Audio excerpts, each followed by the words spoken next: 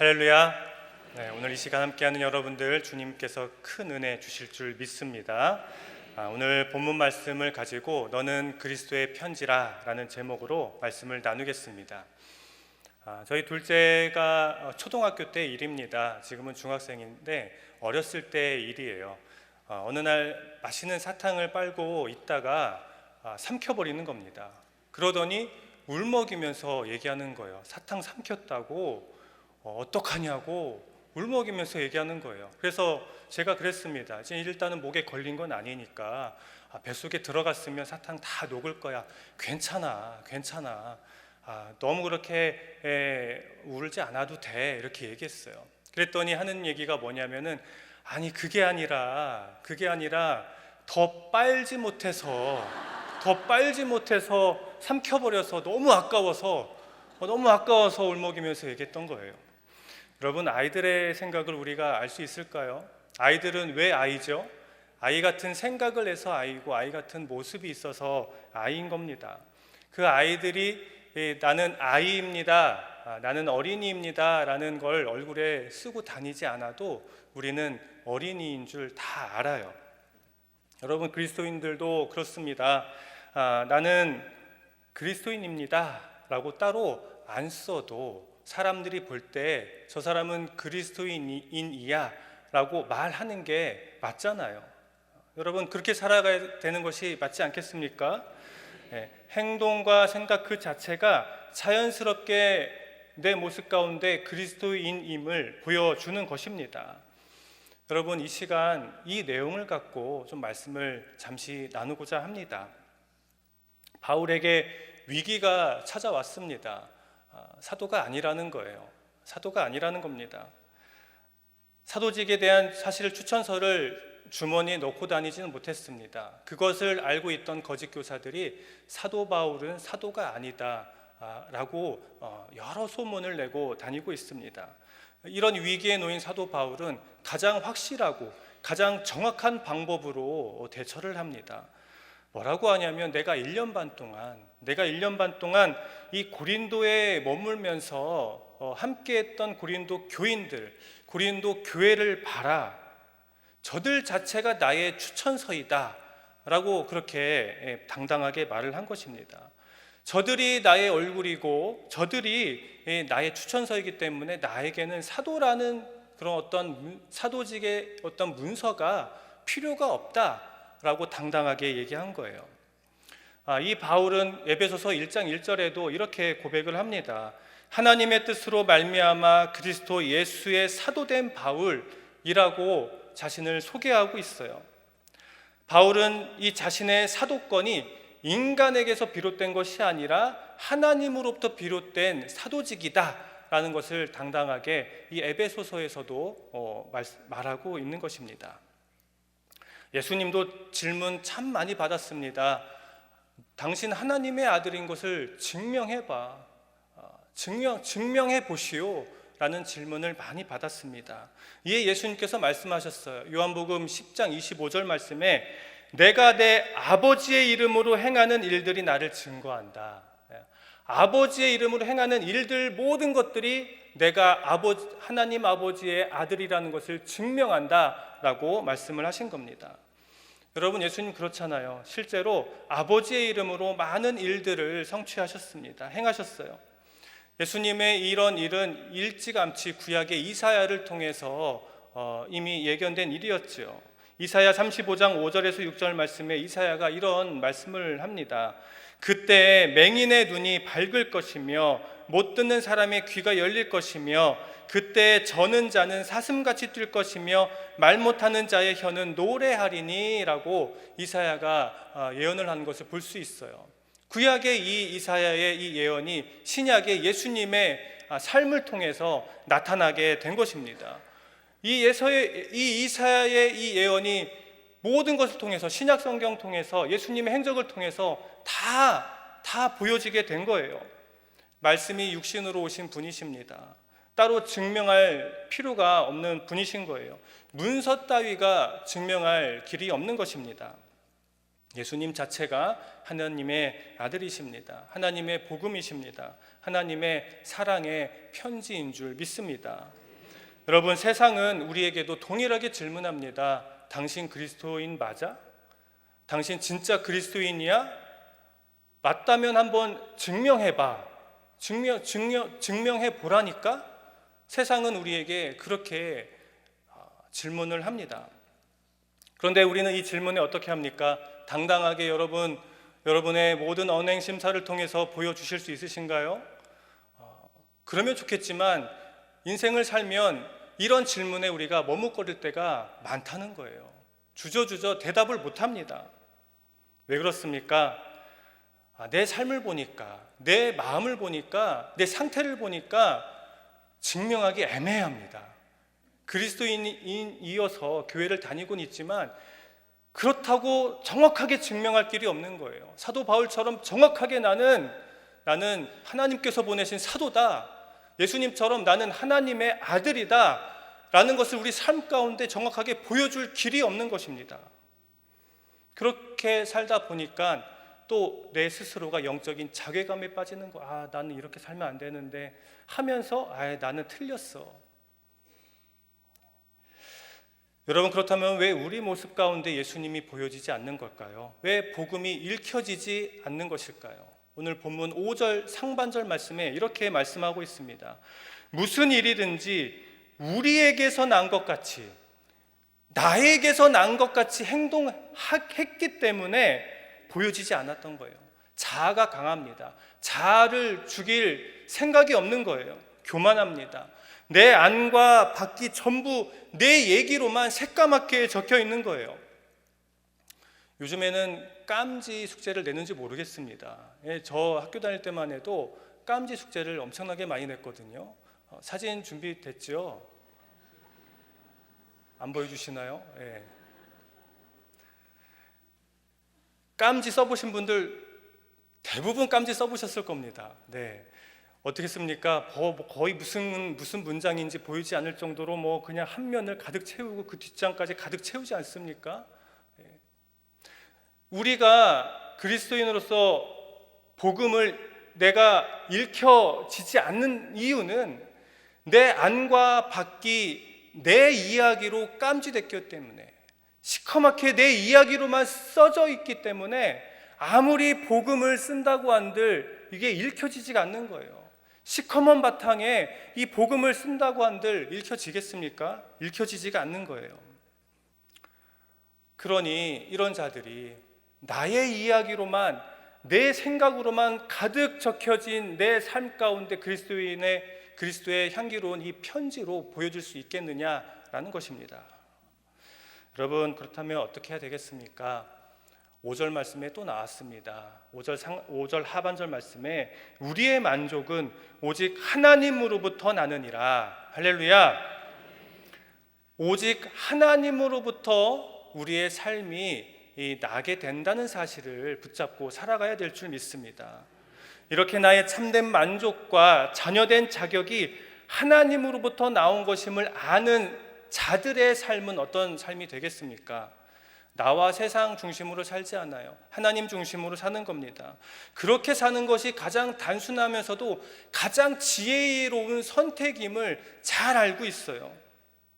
그래서 하나님 중심으로 사는 거예요. 살아보는 겁니다. 이런 자들은요, 응답도 빨리 받고요, 은혜도 빨리 받습니다.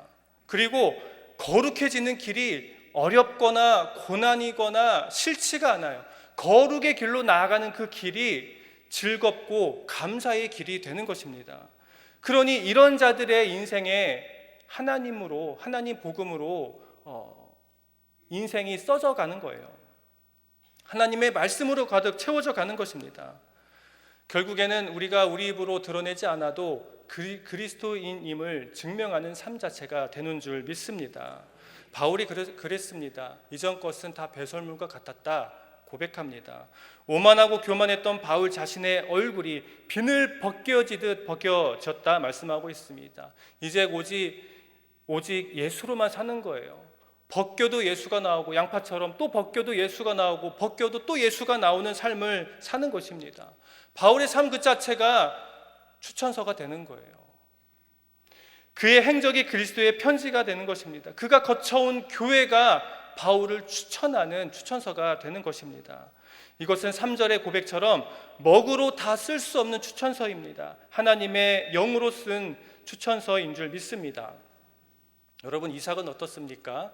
이삭은 약속의 땅 가나안에 들어갑니다. 거기서 살고 있어요.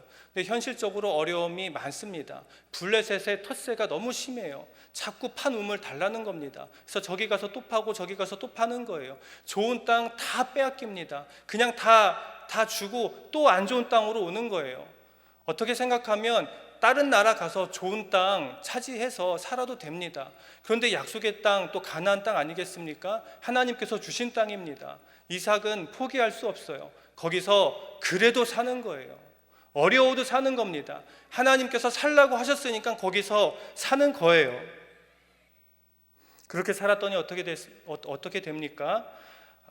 하나님의 축복 속에서 가나안에서 최고의 거부가 된 줄 믿습니다. 그러자 어떤 일이 발생합니까? 그 땅의 왕인 아비멜렉 왕이 군대 장관과 더불어서 이삭을 찾아오는 거예요. 그러면서 이렇게 얘기합니다.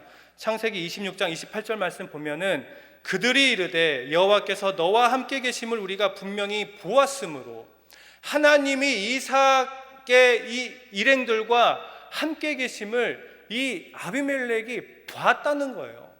봤다는 겁니다. 그래서 너와 우리 사이 언약을 맺자, 계약을 맺자, 그렇게 오게 된 것입니다. 이삭은 자기 만족으로 살지 않았습니다. 오만하고 교만하게 살지 않았어요. 그랬다면 벌써 블레셋과 수십 번의 전쟁을 치를 수밖에 없었습니다. 하지만 이삭은 겸손하게 하나님의 말씀을 따라 살았습니다. 하나님 중심으로 살았습니다. 모든 만족과 유익은 하나님으로부터 난다는 사실을 믿고 살게 되었습니다. 그랬더니 그 이삭에게서 하나님이 보여지게 되고 하나님이 읽혀지게 된 줄 믿습니다. 아비멜렉이 그것을 잃게 된 거예요. 이삭의 하나님을 보게 된 줄 믿습니다. 이것이 그리스도의 편지로 사는 자의 축복입니다. 어떤 축복입니까?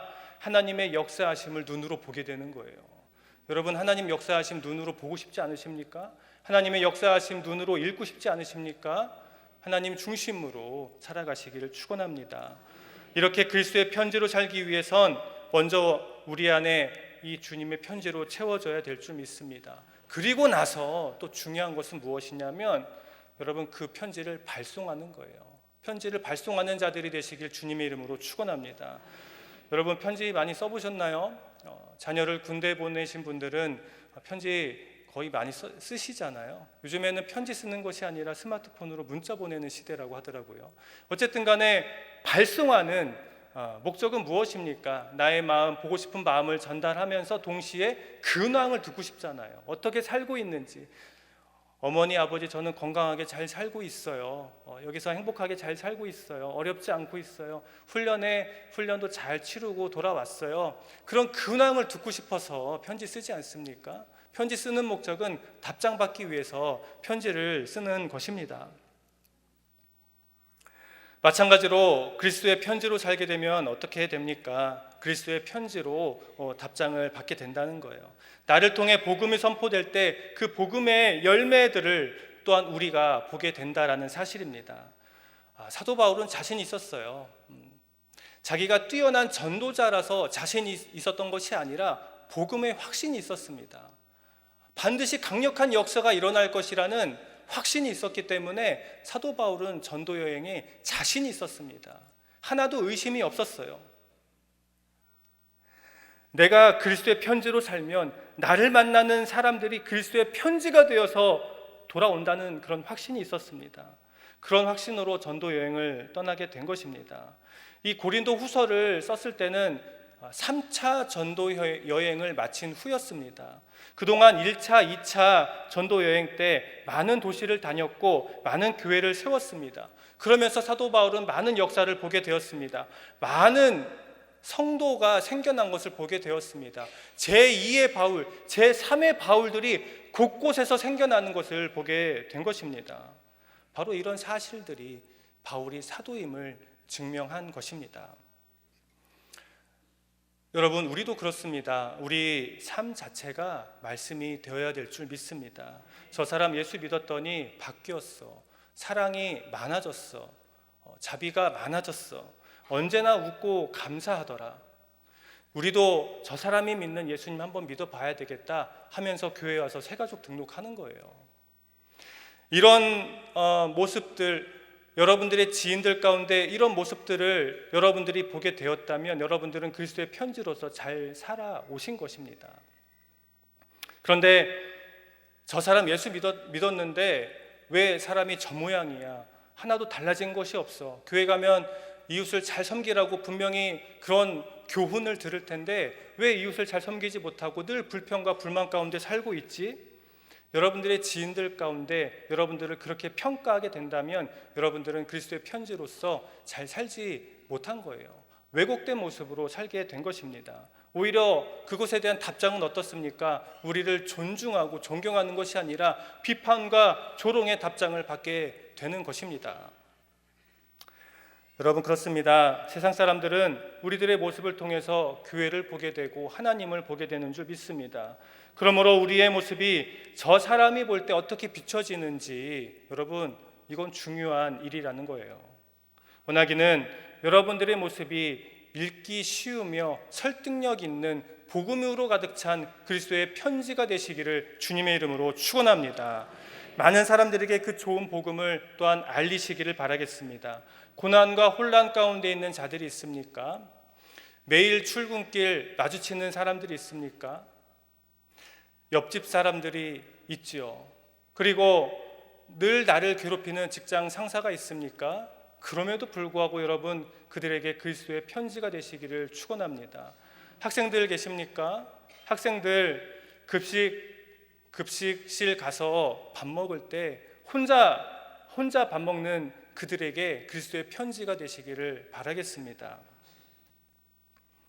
그렇게 우리가 그리스도의 편지로 살아가게 되면 언젠가는 또 다른 그리스도의 편지를 우리가 보게 되고 복된 소식의 답장을 우리가 받게 될 줄 믿습니다. 오늘 대교구 헌신 예배로 드립니다. 모든 교우들이 대교구 식구들이죠.